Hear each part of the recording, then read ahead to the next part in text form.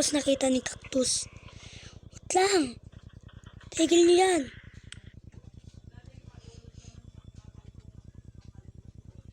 Siya nga yun ang babaril eh. Siya pa yun ang unang sabi ni Pumpkin. Pero si Melon wala siyang pake. Kasi si Cactus crush niya si Pumpkin.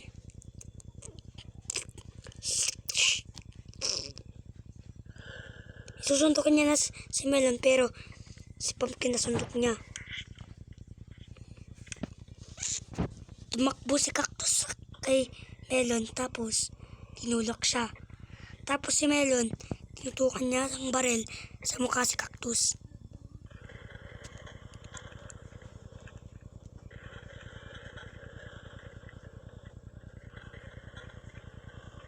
Nitawan niya yung baril. Tapos kinuha niya si Pumpkin. Pinuntog niya ang dalawa. Ganyan story ni Pumpkin. Ni Melon. Okay? Ang war.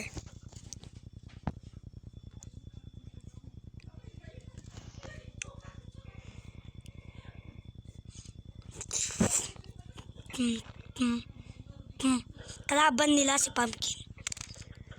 I-record nyo na agad to! Record nyo!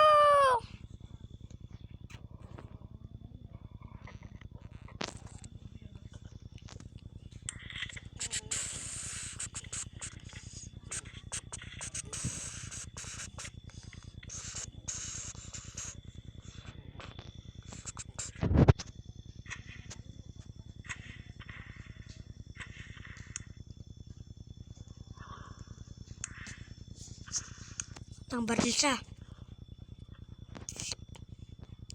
Sabi naman ni Melon, bakit mo pinaril agad? Tinulak niya. Kasi ang mga iba ay saba mo tinutulak.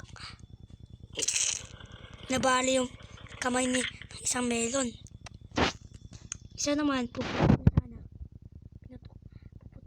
niya kay isang Melon na nabali yung kamay. Tapos dalawa silang namatay.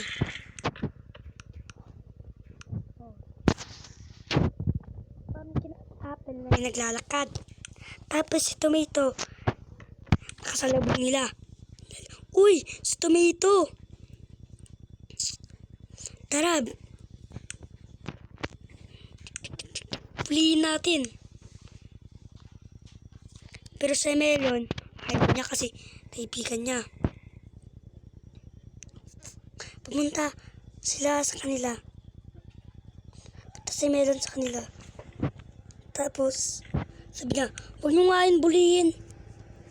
Tapos, tumalikod si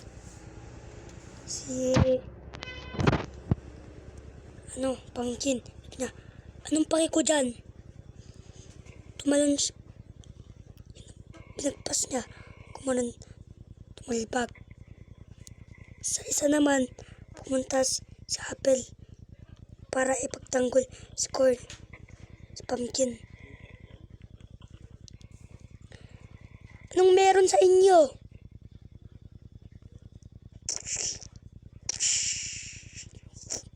Dalawang ni Apple at Pumpkin, dalawa silang natumba. Ang baka ng pet mo, sabi niya. Pumpkin. Wala lalaban dyan. Umiwas si Melon.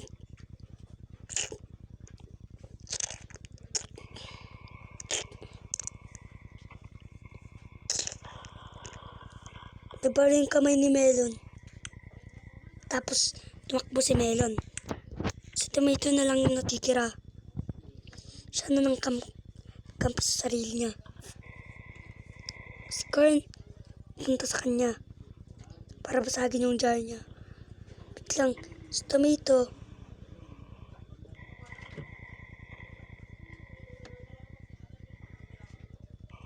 pinunch niya.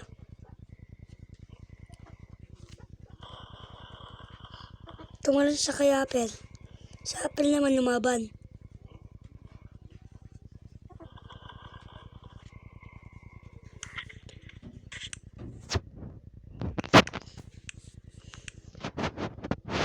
Okay.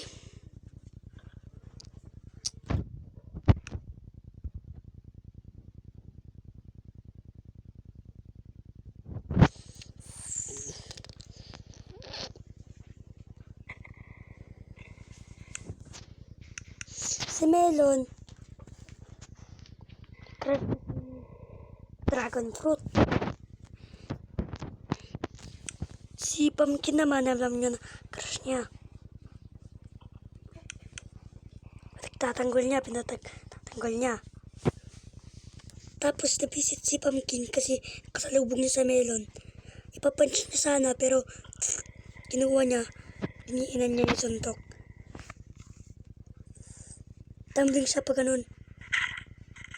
Sa kanyang napanot yung ano niya, crush niya.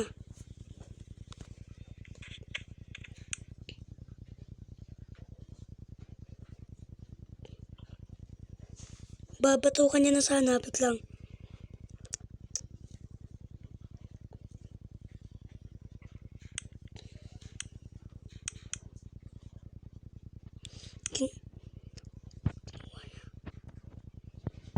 Kamay niya.